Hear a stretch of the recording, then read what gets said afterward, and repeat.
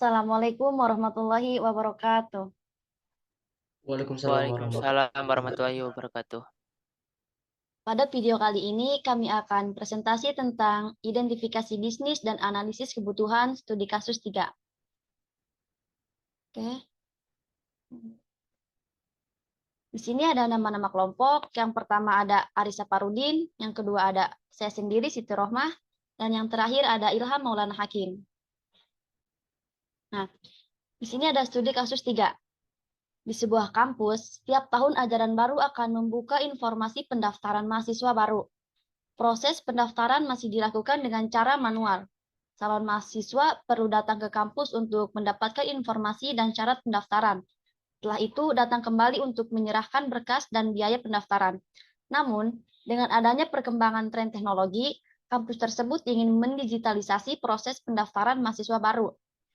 Calon mahasiswa akan dapat melihat informasi pendaftaran, mengisi form pendaftaran, mengupload berkas pendaftaran, dan melihat status pendaftaran.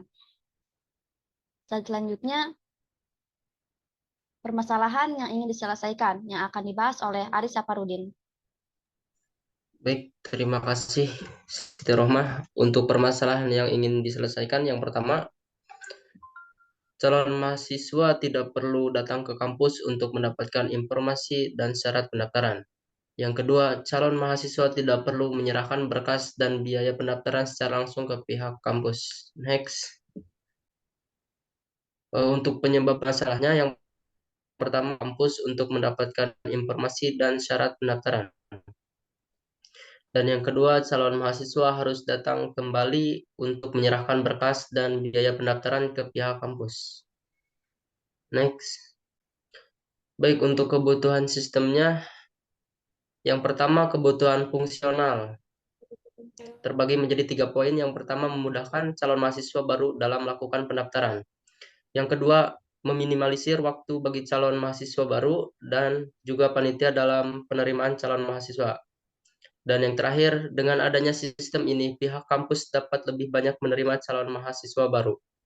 Untuk kebutuhan non-fungsionalnya, yang pertama, sistem ini berbasis website.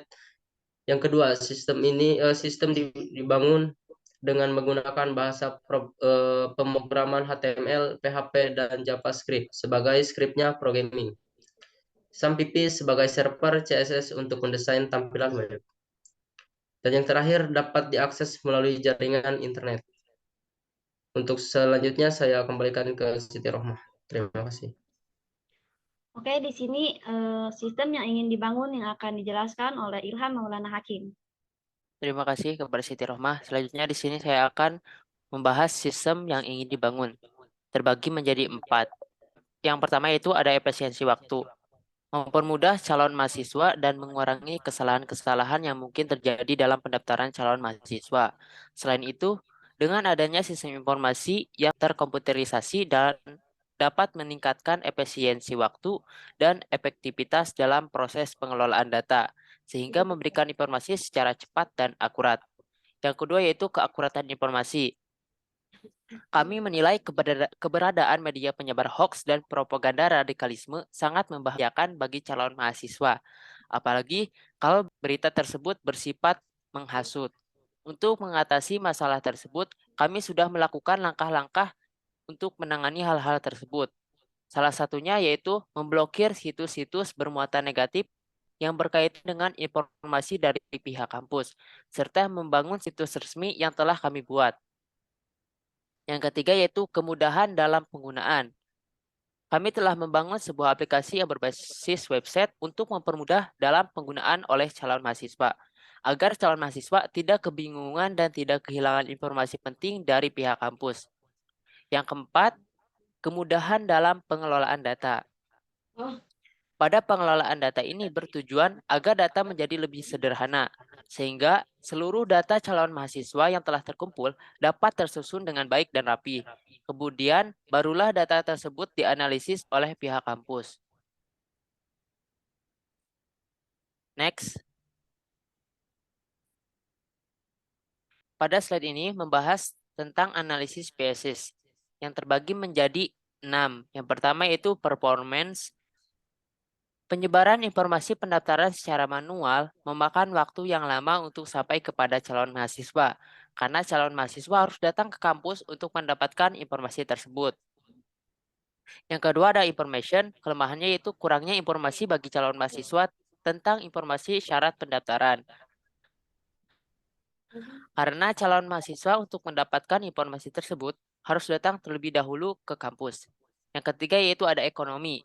Kelemahannya, calon mahasiswa lebih banyak mengeluarkan biaya karena calon mahasiswa harus pergi ke kampus untuk mendapatkan informasi pendaftaran. Yang keempat ada kontrol. Kelemahannya, formulir pendaftaran dan berkas pendukung lainnya yang berbentuk kertas itu sehingga berkas rawan rusak dan hilang.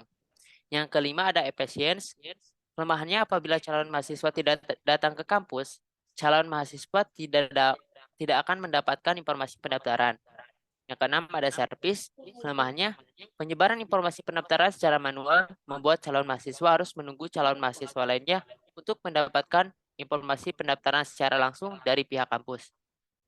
Pada bagian job desk, Aris Saparudin menyusun materi, membuat PPT dan presenter. Siti Rohmah menyusun materi, moderator, dan presenter, sedangkan saya, Ilham Mohan Hakim, menyusun materi, membuat PPT, dan presenter.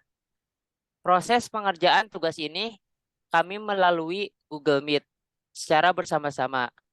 Mungkin itu saja dari saya. Terima kasih, saya kembalikan kepada Siti Rohmah. Sekian presentasi dari kami. Mohon maaf apabila presentasi belum sempurna. Jika ada yang sempurna mungkin saat kita bersama. Kesepian tanpa kekasih. Cukup sekian dan terima kasih. Wassalamualaikum warahmatullahi wabarakatuh. Waalaikumsalam Waalaikumsalam warahmatullahi warahmatullahi wabarakatuh.